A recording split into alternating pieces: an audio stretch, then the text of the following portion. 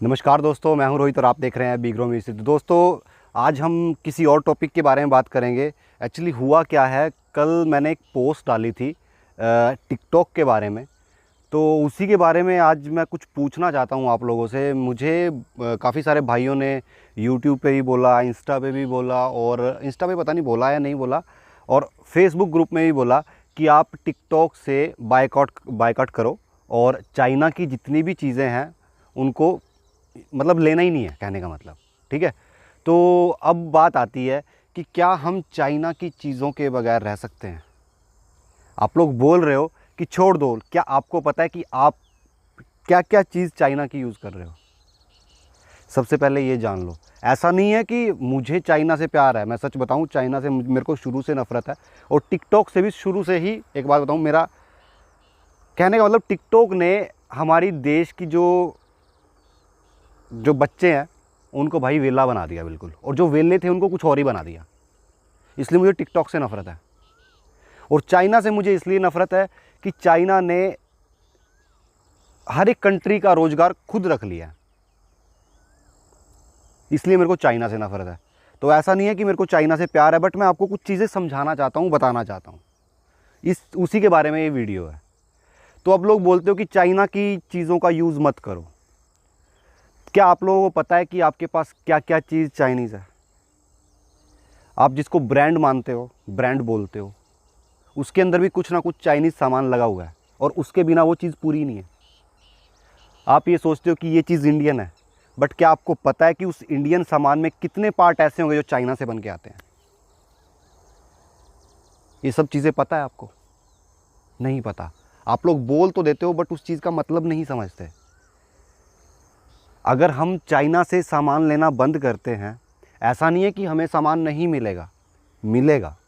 अगर चाइना से सामान लेना बंद करते हैं तो हमें वही चीज़ दुगनी तिगनी ज़्यादा महंगी पड़ेगी, 4 गुनी ज़्यादा महंगी पड़ेगी। क्योंकि बात ये होती है कि चाइना की लेबर जो है वो सस्ती है, चाइना के पास साधन है उन चीज़ों को बनाने के।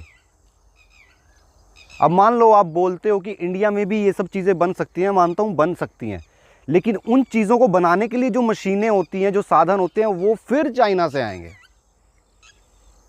आप लोग समझ रहे होंगे इस बात को। इसलिए चाइना के सामान को छोड़ना इतना आसान नहीं है आप लोगों के लिए जितना आप बोल रहे हो। एक ऐप को पीछे का मतलब, एक ऐप को बंद करने से आप क्या सोच रहे हो कि आप चाइना का बायकॉट कर दोगे? नहीं कर सकते। पूरा वर्ल्ड चाइना के ऊपर डिपेंड है इस टाइम पे। इंडिया तो बहुत दूर की बात है, पूरा वर्ल्ड चाइना के ऊपर डिपेंड है। आप जो मर्जी चीज़ ले लो, जो मर्जी। अगर जो आपको लगता है कि ये चीज़ उस कंट्री की है पूरी, तो आप सर्च करके देख लेना। जो मैं इलेक्ट्रॉनिक चीज़ों की बात कर रहा हूँ, वैसे बात नहीं कर रहा। आप सर्च करके देख लेना, उसके अंदर भी कुछ ना कुछ चाइनीज़ पार्ट निकलेगा, 100% निकलेगा, जो चाइना में ही बनता है। ऐसा नहीं है कि नहीं हो सकता, हो सकता है, बट धीरे धीरे अपने हिसाब से होगा।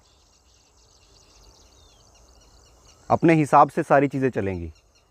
अब धीरे धीरे अब क्या चीज़ें हो सकती हैं, जो चाइना में बाहर की कंपनियां बैठी हैं, ठीक है, जो चाइना में बैठी हुई हैं, वो अपनी कंट्रियों में या हमारी कंट्रियों में बिज़नेस शुरू करती हैं आके, तो ये चीज़ें पॉसिबल हो सकती हैं।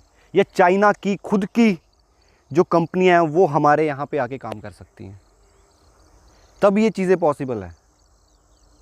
क्योंकि सबसे बड़ी बात यहाँ पे आगे हो जाती है कि उन चीज़ों को बनाने के साधन हमारे पास नहीं हैं।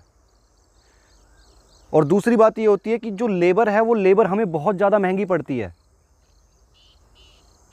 चाइना उन्हीं चीज़ों को तोड़ मरोड़ के फिर दोबारा बना देता है, लेकिन हमारे यहाँ ऐसा कौन करेगा? नहीं करेगा कोई भी। इसलिए चाइना को सस्ता पड़ता है सब कुछ, और चाइना से फिर सामान ले जाना, आना ले जाना, वो भी सस्ता पड़ता है।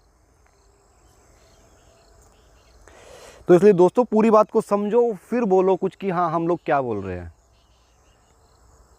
अगर जो आप ये बोल रहे हो ना कि चाइना का बिल्कुल ख़त्म कर दो सिस्टम, तो भाई आप अगर जो ऐसा मन में लेके आओगे ना, तो आप एक फ़ोन भी नहीं चला पाओगे अपना।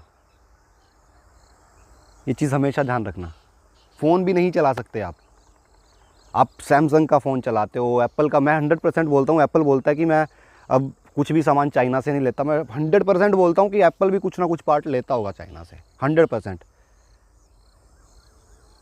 अभी बंद किया एप्पल ने मेड इन चाइना, वरना पहले एप्पल भी मेड इन चाइना था।